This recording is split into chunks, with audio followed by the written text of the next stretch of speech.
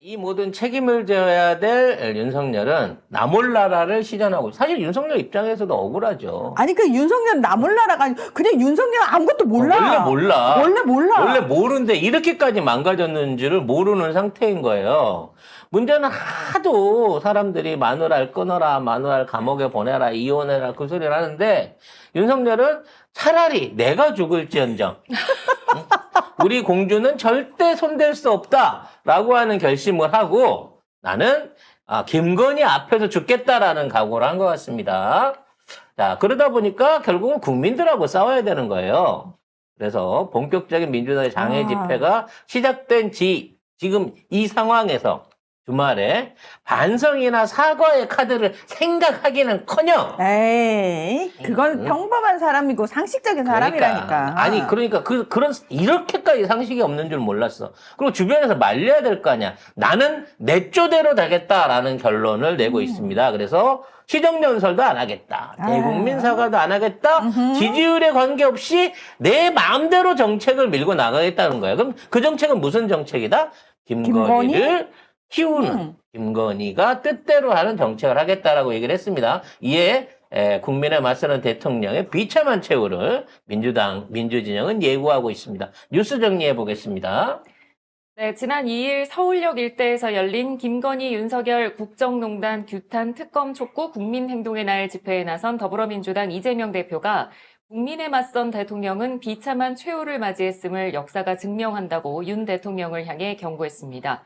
이재명 대표는 이 자리에서 국민이 직접 선출한 대통령이 아닌 책임 없는 자들이 국정을 지배하고 주권자의 합리적 이성이 아닌 비상식과 몰지성, 주술이 국정을 흔든다며 비판했고 이태원 참사, 오송 지하차도 참사, 해병대원 사망 사건 수사 외압 의혹 등도 언급했습니다. 그러면서 김건희 특검법, 최혜병 특검법 즉각 수용, 인생경제를 살리는 긴급한 조치 즉각 시행, 그리고 인생과 경제에 치명적인 전쟁 유발 책동 중단 등을 요구했습니다. 제가 이날 서울역까지는 못 갔고 여기 카로텔 뒤쪽에 그 창경궁 옆쪽에 약속이 있었어요. 근데 도보로 엄청나게 많은 사람들이 이렇게 지나가는 인파들이 모이는 걸 봤습니다. 사실 눈에 보이는 인파보다요. 골목 안에 차 있는 인파들이 훨씬 더 많을 정도로 왜냐면 요게 예전하고 달리 도로를 전면적으로 안 막고 딱 절반만 막거든요. 네, 맞아요. 그래서 요 막은 도로에서 건너가지 못하기 때문에 도로보다 도로 안쪽에 사람이 더 많은 지금 그런 상황이에요. 그러니까 겉으로 보기에는 도로는 절반밖에 안 차지하고 있어요. 사람이 없어 보이지만 엄청난 그 사람들의 군중이 건물들 사이에 끼어 있는 상황이었거든요. 근데 놀라운 건 뭐냐면 40, 60대? 저보다 연배가 비슷하거나 저보다 연배가 높은 사람들이 이 집회에 엄청나게 많이 왔다는 거예요. 그러니까 언뜻 보면 이거 태극기 집회인가 싶을 정도로 연령층이 높은 분들이 집중적으로 몰려 나오셨던 그런 어떤 모임들을 보였다는 거죠. 그래서 민주당 추산으로 30만 정도를 예상을 하고 있습니다. 그러니까 왔다 가신 연인으로 생각하면 제가 보기에 50만 넘었을 것 같아요. 근데 너무 웃긴 게 그 국진당이나 저쪽 애들은 야, 그 실패했더라. 니들 사람 동원하는데 이딴 식으로 방송에서 나와서 얘기를 하더라고요. 그래서 15,000명 왔대요. 그래서 15,000명이 온 근거가 뭔데? 평일 지하철이 그 시간대에 수용해서 이동시킬 수 있는 인력이 그 정도밖에 안 된다는 거야. 그러니까 걸어 들어간 사람은 없다는 거지. 장난쳐요? 지하철이나 버스가 그 시간대에 실어 나를 수 있는 인력이 15,000명이기 때문에 죽었다 깨어나도 15,000명 이상은 모일 수 없다라는 신박한 논리를 꺼내놓은 거죠. 아무튼 인원이 중요한 게 아니에요. 이게 첫 장애 집회입니다. 근데 첫 장애 집회에서 그동안 이제 가장 민주당 했던 집회들 중에 많이 모였던 게 한 10만에서 15만 추산을 했는데 이건 30만을 충분히 추산하고도 남을 인파였다는 거죠. 이거는 현재 어떤 국민적 분노가 심상치가 않다. 그리고 이게 실질적으로 중장년층, 즉 현재 이 시대를 살아내고 있는, 책임을 갖고 살아내고 있는 지금 실질적인 정치 고관여층들이 오히려 더 분노하고 나섰다라는 점에서 이 파급 효과는 앞으로 계속 커질 것으로 보여집니다. 우리가 많은 얘기들이 지금 나오고 있고 현재 이제 여론조사 안에서도 이미 윤석열의 20%는 확실하게 무너진 것 같고요. 아마 이번 주가 지나고 나면 10% 초반대나 아니면 10% 이하까지도 추락할 수 있겠다라는 생각이 들 정도로 지금 민심 여론의 행보는 이제 완전히 넘어섰습니다. 근데 문제는 여기에 대해서 대통령실이나 저쪽은 그냥 모르쇠 내지는 개무시로 일관하고 있다는 거죠. 특히 이 상황에서 사실은 가장 방패가 돼줘야 될 거는 언론이 아니라 국짐당이거든요. 근데 국짐당 자체도 지금 한동훈이 삐져가지고 김건희 활동 자제해야 된다. 이런 얘기를 해나면서 대통령 시정연설 해줘야 된다. 이런 식으로 정반대로 이걸 치고 나가고 있는 거예요. 그러다 보니까 당대표가 이렇게 하고 있으니까 원내대표, 실질적인 당을 지휘하고 있는 추경호가 할 수 있는 게 이재명 방탄이다라는 얘기밖에 못 하는 겁니다. 아, 진짜 지겨워. 정말 지겨워. 그러면서, 그 하필이면은 이재명, 재판 관련해가지고 중요한 날 니들 집회한 이유가 뭐야? 이딴 식으로 갖다 대더라고요. 이재명은 일주일 내내 재판이야, 지금. 그러니까요. 네? 심지어 주말까지도 재판을 해야 된다라고까지 지금 얘기가 나오고 있는 상황이란 말이야. 근데 이걸 갖다가 정책 대결이거나 아니면 장외 집회로 맞불을 붙이는 게 아니고 이거 이재명 방탄이야라고 밖에 얘기를 못 하는 거예요. 이재명 방탄하지 마라고 태극기보다를 동원할 수가 없는 겁니다. 이 정도 되다 보니까 이미 저쪽 진영 안에서도 사실상의 붕괴가 일어난 게 아닌가 싶고요. 추경호를 비롯한 친윤파들은 누가 빨리 쟤 좀 어떻게 처리 좀 해줘. 내가 차마 여기서 개기 좀 못하겠고 야 빨리 특검법이라도 좀 올려줬으면 좋겠다 라고 지금 친윤파들도 생각을 하고 있는 거예요. 그러니까 지네들끼리는 아무런 모임, 아무런 대책, 아무런 집회에 대한 얘기를 아예 안 한다는 거죠. 그럼 계속 하라고 그냥 민주당이 하는 대로 내비두겠다는 겁니다. 그래서 민주당은 이제 앞으로 지속적인 지방 집회, 야간 집회 이런 것들을 계속해서 이어나가면서 지금의 어떤 국민적 반감과 저항들을 보여줄 건데, 자 문제는 여기서 윤석열을 어떻게 신속하게 처리해야 되느냐, 여기에 대한 방법론을 이제는 검토를 해야 된다는 거예요. 이 정권을 끝내야 된다는 거는 분명한 건데 어떤 방식으로 끝낼 것이냐, 여기에 대한 방법론을 고민을 하고 있다는 얘기입니다. 지금 이재명 대표를 비롯한 당 지도부의 퇴진 요구에 국민들이 너무 적극적으로 나서고 있으니까 여기에 대한 프로세스 얘기를 하고 있다고 하는데, 일단 지도부의 입장을 언론에서 얘기한 걸 듣고 거기에 대한 걸 좀 정리를 해볼게요. 네, 안팎에서 분출하는 윤석열 정권 퇴진 촉구 메시지에 이재명 더불어민주당 대표의 고민이 깊어지고 있습니다. 이 민주당에서는 최근 내부에서도 윤 대통령 탄핵을 요구하는 목소리가 커지고 있는데요. 하지만 이 대표는 신중한 모습을 보였습니다. 지난 2일 집회에서 2016년 10월 29일 청계광장에서 박근혜 정권을 질타하는 연설을 했을 땐 성남시장 변방의 장수여서 자유롭게 말했지만 지금은 제1야당 대표라는 무거운 책임감 때문에 하고 싶은 말을 다 할 수는 없다는 점을 양해해달라고 말했는데요. 또 한편으로는 민주당의 지지부진한 지지율이 이 대표의 발목을 잡고 있다는 평가도 나오고 있습니다. 그 평가는 니들이 하는 거지. 니들이 사족으로 붙인 거고요. 붙인 거죠. 자, 지금 있는 민주당의 고민은 만에 하나 이거를 탄핵 절차로 끌어갔을 때 거의 8개월이 걸리는 시간적 제한, 그리고 보수화돼 있는 지금의 대법관들이 헌재에서 과연 지금 있는 상황에서 헌법재판관들이 이걸 정상적으로 탄핵을 인용할 것이냐에 대한 문제가 일단 제일 큰 거고요. 지금 이제 국민들의 여론들 안에서 그럼에도 불구하고 국민들 연합 안에서는 탄핵으로 본보기를 보여줘라라고 하는 게 큰데 이게 잘못되면 오히려 역풍을 맞을 수 있다는 거죠. 그래서 그 대안으로 국민투표를 통해서 개헌을 해서 지금의 어떤 그 5년 단임제를 4년 중임제 같은 형식으로 개헌 처리를 해서 개헌 안에 새롭게 개헌이 되면 우리가 제7공화국이 탄생을 하게 되는데 7공화국 탄생과 함께 기존에 있는 대통령의 임기는 그 상황에서 종료한다라고 하는 방식을 쓰면 국민들이 국민투표에 직접 참여해서 그 개헌안을 전국민 투표를 통해서 검토할 수 있고 그걸 통해서 지지율을 확인하면서 내년 3, 4월까지는 모든 절차를 끝낼 수 있다라고 하는 이제 이런 그 대안들을 내부에서 내놓고 있는 이제 분들도 있습니다. 문제는 국민들의 감정이 그걸로는 용서가 안 된다는 거예요. 70% 이상은 일단 탄핵을 시켜라고 얘기하고 있는 거거든.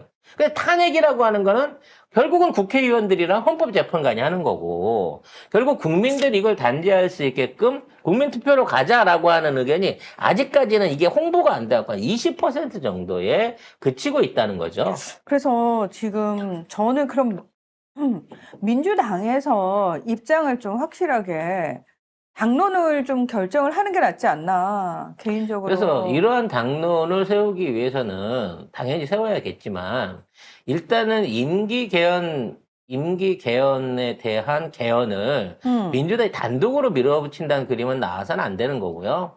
뭐 제3당 조국 혁신당이 있습니다만 조국 혁신당이나 국민의힘 안에서도 이러한 의견에 동조할 수 있는 일종의 그 공감대 같은 거를 만들어줘야만 이게 헌법 독재했다, 의회 독재했다라는 소리를 안 듣고 개헌이 가능하단 말이에요. 그러니까 어느 쪽이나 마찬가지예요. 탄핵도 그렇고 이것도 그렇고 밀어붙이면 할 수 있어요. 할 수 있는 어떤 여론이 조성이 됐는데 여기를 강하게 밀어붙였을 때 이게 자칫 잘못하면 민주당에 의한 의회 독재로 비춰질 수 있는 상황을 안 만들기 위해서는 형식적으로나마 여야 모두가 시민사회 모두가 참여하는 어떠한 이에 대한 어떤 그 협의체 내지는 이와 같은 운동들이 나와줘야 된다는 거죠. 그러면은 진보 유튜브들을 중심으로 먼저 개헌 관련해서 이야기를 하면서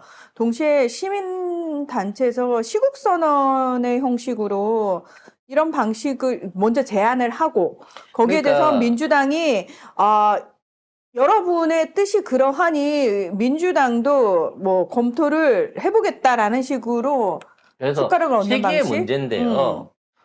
저희 방송을 쭉 들어오신 분은 알겠습니다만 사실은 이거 3개월 전에 조국 대표나 유시민 이사장이 방송이나 언론을 통해서 임기 단축 개헌을 통한 게 훨씬 유리하고 빠르다라고 하는 예, 얘기를 그렇죠. 했었는데 네. 그때 이제 제가 이 얘기를 듣고 앞으로 이 얘기가 공론화돼서 나올 건데 맞아요. 이 자체가 자칫하면 윤석열의 정당한 임기 단축 테러를 열어주는 계기로 쓰일 것 같기 때문에 여기에 대한 논의가 필요하다는 얘기예요. 이게 지금 우리가 고민하는 게 딱 그 지점인 겁니다. 역시나 이게 어떤 대안으로 왔어요. 그때 한 얘기가 농담이 아니었다는 거지. 네네. 그럼 이 얘기는 뭐냐면 이게 민주진영 안에서만 내온 얘기는 아니라는 거야.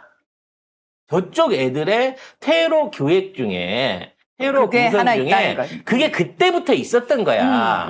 그럼 이 상황에서 그럼 어떻게든 그러한 임기 개헌 단축이 신속하고 빠르다라는 여론이 생긴 거고 아마 들어가게 되면 막 여기에 대한 찬성 이런 거 언론에서도 이것들을 받아주려고 할 거예요. 문제는 윤석열, 김건희 그리고 기득권을 어떻게 처벌할 거냐.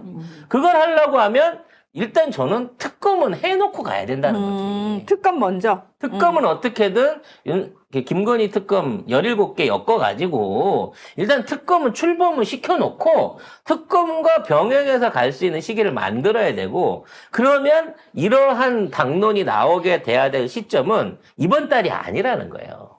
조금 다소 늦더라도 12월 달까지 가고 어떻게든 11월 안에 지금 김건희 특검법과 200표를 얻어서 재부의를 완성을 시켜야 된다는 거지. 늘 정치라는 건 타협이 필요합니다. 왜냐하면 진짜 교묘하게 우리가 최소한 10명 이상의 따져놓고 보면 11명 이상의 민주당의 조력자가 있어야만 개헌도 할 수 있고 탄핵도 할 수 있는 거예요. 근데 이왕 하려고 하면 개헌을 해놓고 가는 게 훨씬 더 낫겠죠. 탄핵이라는 그거보다는. 하지만 그걸 하기 위해서는 어떻게든 김건희, 윤석열을 단죄할 수 있는 특검은 출범을 시켜놓고 가야 되는데 이게 단순히 김건희, 윤석열만 잡는 게 아니라 기득권 자체가 다 날아간단 말이야. 그 안에 있는 애들이 공멸이란 말이야.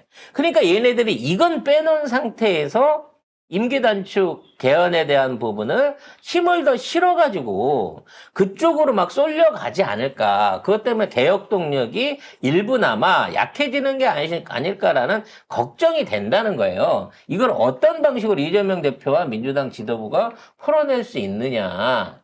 이게 중요한 어떤 과제가 될 것 같습니다. 앞으로 한 15일 동안에. 물론 어떤 형태로든지 이 특검이나 이런 걸 밀어놓은 상태에서 개헌을 하고 새로운 정부가 들어섰을 때 그때 가가지고 다시 특검이나 특별법으로 갖고 지금 있는 이 사안들을 다시 다뤄서 처벌할 수 있는 길도 없는 건 아닙니다. 없는 건 아닌데 거기에 대해서 또 정치적 대타협을 들고 나오고 대선 과정 중에 지지율을 들고 나오고 반대하는 몇몇의 국민이 있었네 어쩌네 정치 보복이네 어쩌네 이렇게 하면 또 유야무야 될까봐 이게 너무 겁이 난다는 거야 지금 있는 상황에서. 그래서 빨리 쫓아내고 싶은데 이놈들 처벌도 반드시 해낼 수 있는 이런 어떤 일석이조의 아이디어가 민주당에서 나와야 되겠고요. 그때까지는 우린 좀 더 지금 이 윤건희 정권의 실상에 대해서 더욱더 까발리는데 힘을 모아야 되지 않을까라는 생각을 해보게 됩니다. 용산의 대체 정말 뻔뻔하죠. 지지율 하락 대응 않고 정책에 집중하겠다라고 얘기를 하는데 한동훈 말도 안 듣고 민주당 말도 안 듣고 그렇게 가겠다는 뜻이에요. 이 정도 되게 되면 이건 대통령이 아니라 그냥 혼자서 버티고 있는 어디 목리를 보이고 있는 어떤 치매 걸린 가장 같은 느낌이 들거든요. 관련된 뉴스 한번 정리해 보겠습니다. 네, 윤석열 대통령을 향해 공천 개입에 대한 입장을 표명하고 국정을 쇄신하라는 요구가 거세지고 있지만 대통령실 쪽에서는 여전히 덕담 수준의 이야기였다라며 법적 정치적 문제는 없다는 말만 되풀이하고 있는데요. 한동훈 대표의 요구에도 야당의 정치 공세를 이유로 오늘 국회에서 열리는 내년도 예산안 시정연설에도 불참하기로 했습니다. 현직 대통령이 예산안 시정연설을 하지 않는 것은 11년 만입니다. 이렇게 되다 보니까 한동훈도 왜 안 나오냐, 나와야 된다라고 주장을 하면서 현재 녹취록 관련해갖고 사과해라. 그리고 참모진, 그러니까 비서실장 비롯해서 비서실 안에 있는 십상실을 정리해라. 그리고 김건희는 대외활동 자제하고 수사를 받든 근신을 하든 일단 가만히 처박혀 있어라. 이 얘기예요. 왜냐? 이게 지금 동시다발로 다 터지니까 한동훈 입장에서도 아무것도 할 수 있는 게 없어. 여기서 저거를 방탄 쳤다가는 자기 자체 지지율 자체가 날아가겠지만 이걸 갖다가 적극적으로 치고 나가게 되면 한동훈의 약점을 까서 한동훈이 수술당할 수도 있는 입장이라서 이거는 한동훈 입장에서 니들이 이거 해줘라고 볼멘 소리만 하고 있는 입장인 것 같습니다. 근데 결과적으로는 지금 있는 상황에서 윤건희가 명태균 문제를 해결하지 못한다고 하면 이에 대한 어떠한 정책이 됐든 어떠한 변명이 됐든 맥히지 않는 수준으로 가고 있을 거예요. 그러다 보니까 민주당이나 녹취를 가진 측에서는 조금씩 이걸 살라미 전술이라 그러더군요. 살라미 전술. 햄을 얇게 썰어가지고 한 장 한 장씩 나눠서 이걸 내보내고 있습니다.